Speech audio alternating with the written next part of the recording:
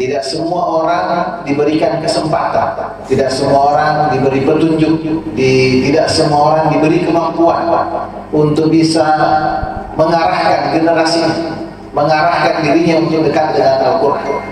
Kita bisa lihat-lihat di sekeliling kita, di keluarga kita, adik-adik dengan teman-temannya bisa lihat berapa banyak yang punya ketertarikan, keinginan untuk mendalami Al-Quran seperti yang adik-adik semua jalani sekarang. Ada yang orang tuanya mau, anaknya tidak mau. Ada yang anaknya mau, orang tuanya tidak mau. Tapi kita ini, Masya Allah, orang tua dan anak kompak untuk bersama-sama mendalami Al-Quran seperti ini.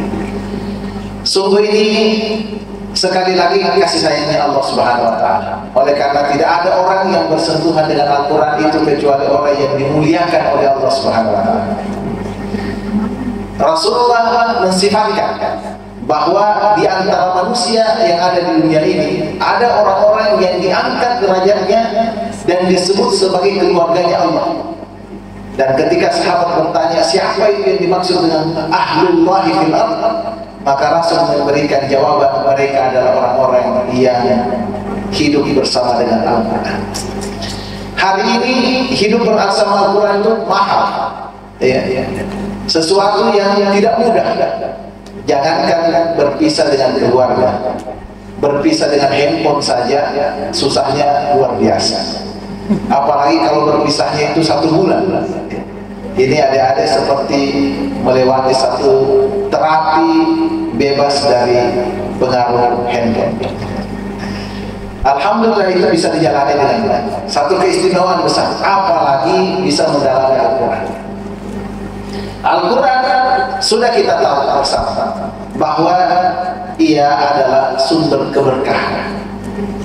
Kalau ada yang paling kita butuhkan di dunia ini, maka ketahuilah yang kita butuhkan itu adalah berkahnya Allah Subhanahu Wa Taala.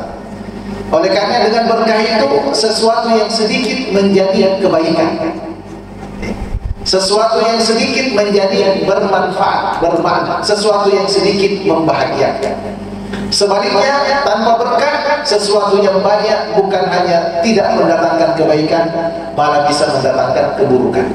Di depan mata kita semua bisa menyaksikan fenomena seperti ini. Ada orang berlimpah materinya di dunia ini, tapi tidak tenang hidupnya. Ada orang tinggi pendidikannya, tapi tidak kelihatan maslahatnya di masyarakat. Kenapa? Dikhawatirkan hilang keberkahannya. Kata Allah, mau hidup bahagia berkah, maka mendekatlah dengan Al-Quran. Kitabun anzalnahu ilaika mubarak. Kitab ini kata Allah diturunkan kepada penuh dengan keberkahan.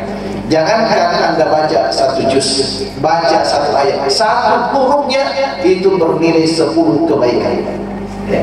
Man qara harfan min kitabillahi falahu bihi hasanah. Tidak ada orang membaca 1 huruf di dalam Al-Quran kecuali dia mendapatkan kebaikan.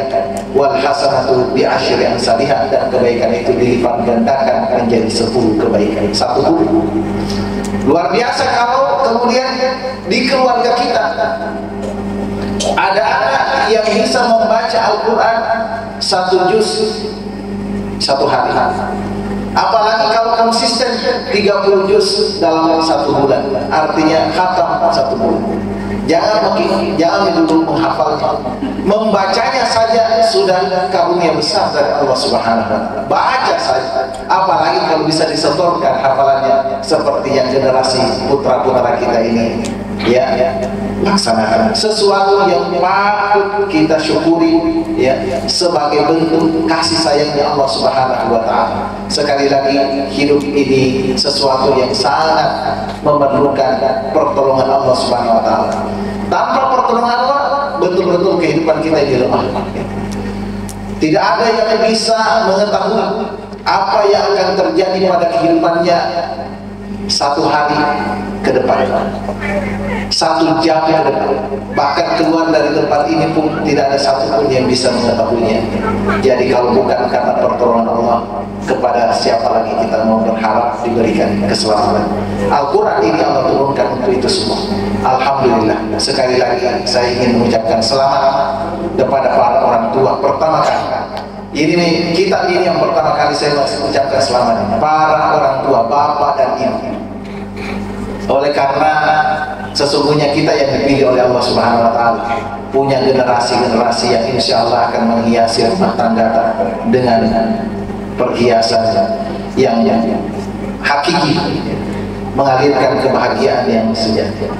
Begitu juga tentu saja kepada anak-anakku sekalian, para peserta KTN. Singkat mungkin di KTN itu 30-35 hari, tapi kalau itu dibawa menjadi sebuah modal besar mengarungi kehidupan ini, maka insya Allah apapun cita-cita kalian pasti bisa meraihnya. Yang penting dibarengi dengan kesungguhan, ya, berbuat dan berdoa kepada Allah Subhanahu Wa Taala. Saya kira itu yang ingin saya sampaikan. Saya di pemerintahan Sulawesi Selatan betul-betul terus mendorong supaya program-program seperti ini dapat terus berlangsung, karena kita percaya daerah yang baik itu, daerah yang maju itu sesungguhnya bukan yang pembangunannya megah, bukan yang pendidikannya terdepan, tapi yang tidak kalah penting dan menjadi fondasi dari seluruhnya itu adalah spiritual capitalnya, modal spiritualnya yang baik. Insya Allah kalau modal spiritualnya baik, maka kehidupan ini membahagiakan.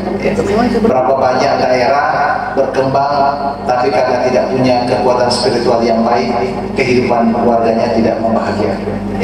Apalagi kalau kita sambungkan dengan apa yang menjadi peringatan Allah Subhanahu Wa Taala, berpaling dari agamanya, berpaling dari Al-Qurannya, berpaling pada nilai-nilai keimanan, itu justru akan mendatangkan kehancuran bagi daerah atau satu negeri.